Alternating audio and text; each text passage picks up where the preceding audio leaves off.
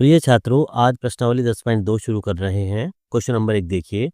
एक बिंदु क्यू से एक वृत्त पर स्पर्श रेखा की लंबाई 24 सेंटीमीटर तथा क्यू से केंद्र की दूरी 25 सेंटीमीटर है। वृत्त की त्रिज्या हमें ज्ञात करनी है। देखिए, एक वृत्त दे रखा है, पहले एक वृत्त खींचते हैं। एक बिंदु क्यू से एक वृत्त पर, या एक बिंदु मान लीजिए, पहले चलिए मान के चलते हैं ये बिंदु है यहाँ पर हमारा, जिसको हम क्यू मान सकते हैं। इस पर एक वृत्त दिया गया है इसके सामने, जिसकी केंद्र से दूरी 25 सेंटीमीटर है।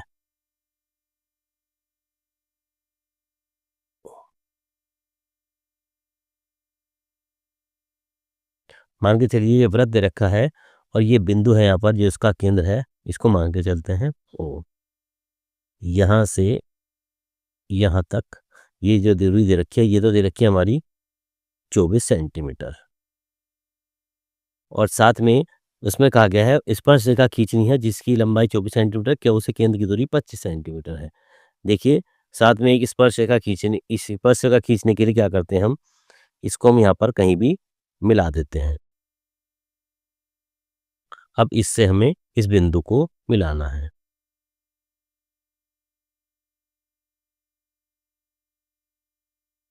ये बिंदु ओ है, इसको आप बिंदु पी मान लीजिए, और इसको बिंदु क्यू है। ये हमारी दूरी दे रखी है 25 सेंटीमीटर।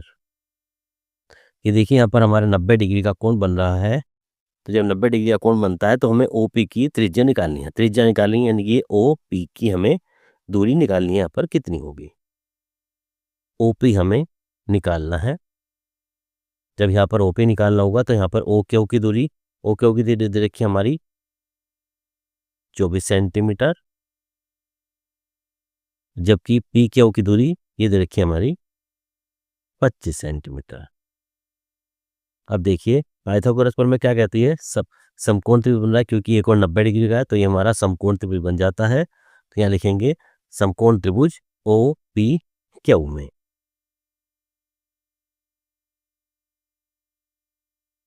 समकोण त्रिभुज ओ पी क्यू में। ओ पी क्यू में क्या कहता है, पी क्यू का स्क्वायर, पी क्यू का स्क्वायर